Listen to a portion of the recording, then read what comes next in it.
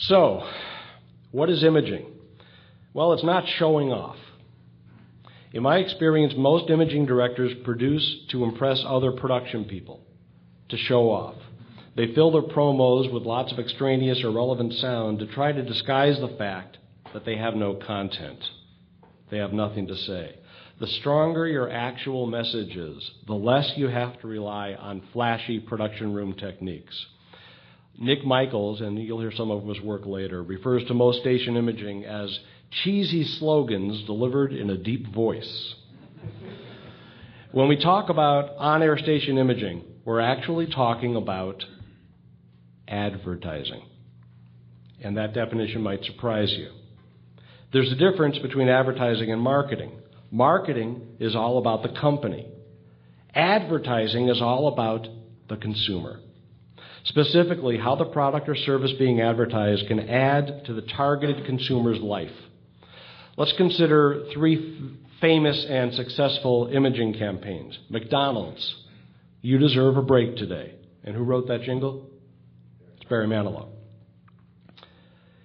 If McDonald's took the typical radio approach to their advertising, instead of saying, "You deserve a break today," they'd have some guy in a deep voice declaring, "McDonald's, we sell more hamburgers than anybody." Okay, but they don't talk about themselves. They talk about you, if you're their target audience. Federal Express, now known as FedEx, when they started, when it absolutely, positively has to get there overnight. That statement is all about the consumer, not about FedEx. They never have talked about how they do it. It's all about the results for the consumer. Domino's Pizza launched not only a business, but an entire business niche with a positioning statement. With imaging, a fresh, hot pizza delivered right to your door in 30 minutes or it's free. It's all about you. Advertising is all about the consumer, not about the company. And successful radio imaging is all about the listener, not about the radio station. And already I can hear alarm bells going off. Wait a minute, my PD doesn't know that. Yeah, you got some educating to do when you get home. Imaging is reflecting back to your listeners the positive attributes they already see in you in a way that reinforces those listener perceptions. Oh, man.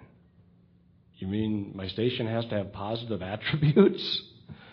That takes work, strategic planning, investment in time and money and development of an on-air product that's worth listening to. Can't we just buy a new jingle package?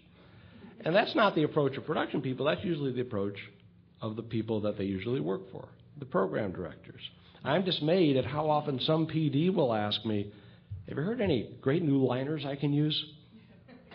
Well, before you start looking for great liners, wouldn't it be a good idea first to know exactly what you want to communicate to your listeners? How am I supposed to know what would be a great liner for you if I don't know what your message is, if I don't know the character of your radio station? So many PDs want their listeners to believe something about their radio station simply from being told that it's true. Okay, here's a quick arithmetic problem. How many legs would a horse have if you called his tail a leg?